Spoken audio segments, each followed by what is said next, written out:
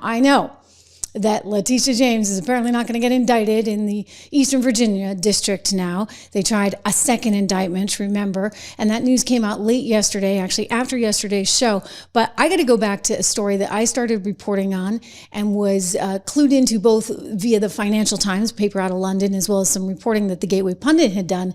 And I thought that this was really suspicious. I've done a lot on terror financing in my career in the past, and this struck me because Letitia James, who's supposed to be responsible for the sort of clearinghouse, if you would, of any money that's going through New York. A lot of money goes through New York because don't forget, the oil trade itself, right, is done in dollars. Oil per barrel is priced in dollars. So when you have sanctions in place and you're not allowing Iranian oil and you're not, transacting with Iran or Russia for that matter, well, what happens when everything and all of those transactions are done in dollars? That's when some of these countries start to look for a workaround. And in the case of Iran, it seems that they were looking for a workaround, and guess what? They found one thanks to Letitia James, which has me asking a question that it's sort of similar to what I'm asking with Timmy here, is did she deliberately look away? I mean, Kathy Hochul too, but this comes under Letitia James's jurisdiction as AG of New York. Why was she allowing for nearly $10 billion to be going through New York banks that shouldn't have gone through, with, by the way, a bank that had a history of laundering money for Iran? I mean, this is something to see. So let's back up for a second.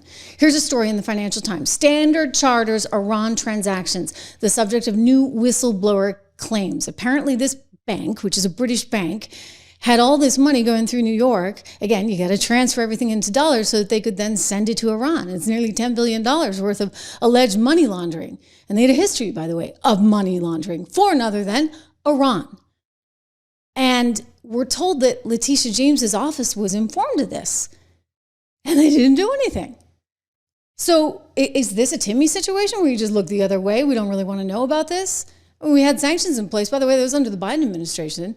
That was her president, right, who put in those sanctions.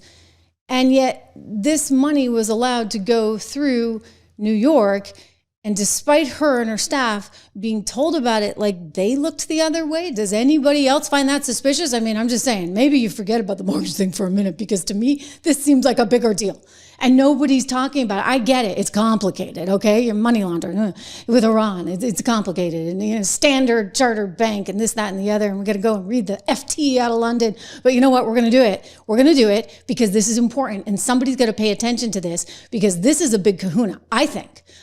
You're talking about $9.6 billion in foreign exchange transactions tied to the Islamic Republic with a notional value, according to the filings, of $100 billion. The transactions were allegedly carried out between 2008 and 2013 after the London headquartered bank had announced it would cease all new business with Iranian customers in 2007. Forgive me, that's the old one. Okay, that's the old one. That's how we know that Standard Chartered Bank has some sketchy stuff going on. The new information that you need to know about is what was going down in most recent years. In early 2024, whistleblowers came forward, sanctioned financing experts, and they alleged that Standard Chartered Bank's license should be taken away. They shouldn't be doing business in the state of New York because they were flushing money right through the system. You see, it has to go through New York because that's the financial capital of the world, and where you're going to get your dollars, you're going to get them in New York.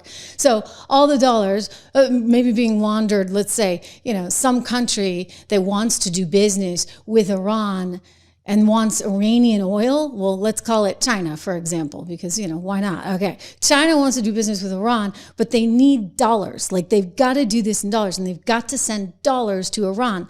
So how do they get dollars? They have to come to New York. And this is actually why the U.S. is the hegemonic power of the world. This is why we do control everything. Guess what? Our king dollar really, really matters, because all this money that gets put from A to B to Z has to go through our financial system.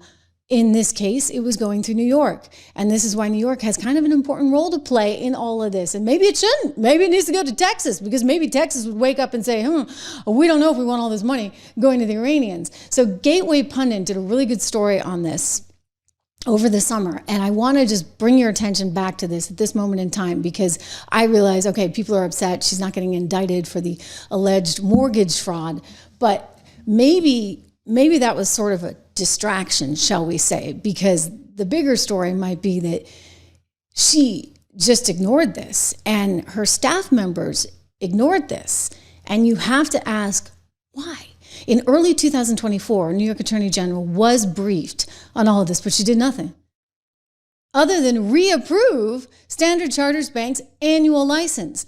The New York Attorney General was briefed in 2 meetings in February and March of 2024 about the $9.6 billion in illegal payments. So if you're the Attorney General of New York and you get $9.6 billion going right through your banks in New York, I mean, it's not our bank, it's a British bank, but it had a location in New York because it needs the dollars, okay? So that's how it works. So this is going through Standard Chartered Bank per these allegations, and you don't say anything? Even though people are coming back to you and saying, hey, this is a company that, by the way, has had a problem in the past. As recently as 2019, they were fined $1.1 billion by U.S. and U.K. authorities for money laundering and sanction breaches, including transactions involving Iran. In 2012, Standard Chartered Bank, again, paid $350 million to settle, I don't know how they're still in business, to settle claims of laundering $250 billion, so $340 million, because they laundered $250 billion for Iranian clients.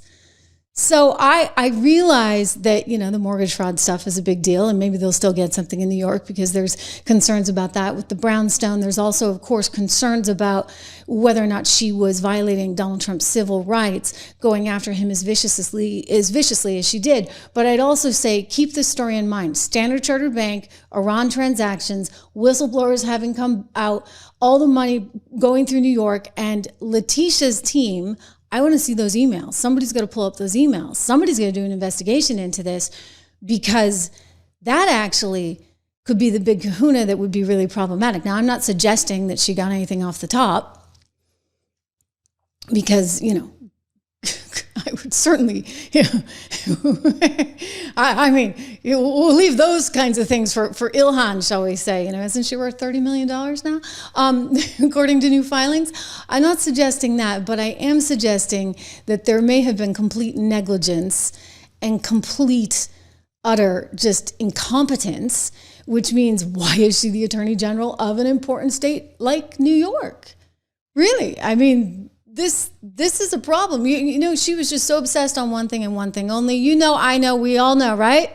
4 days after a judge ordered Donald Trump to pay $355 million for a decade of fraud, New York Attorney General Letitia James says she's prepared to do everything she can to make sure the former president pays his fine, including, she told us, seizing the buildings that bear his name. If he does not have funds to pay off the judgment, then we will seek, judgment enforcement mechanisms in court, and we will ask the judge to seize his assets. Okay.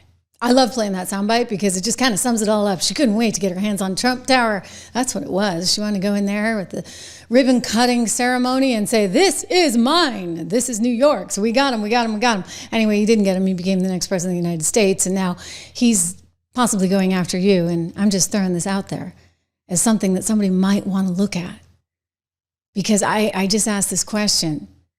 As we consider Timmy Waltz and Ilhan Omar, Timmy looking the other way, Ilhan having, donations from all of these people that are making so much money, having people on her staff that are getting convicted of this, and contributing to the $250 million fraud by actually being part of the bill to get all this through that would then enable people to do these things. $250 million, forgive me.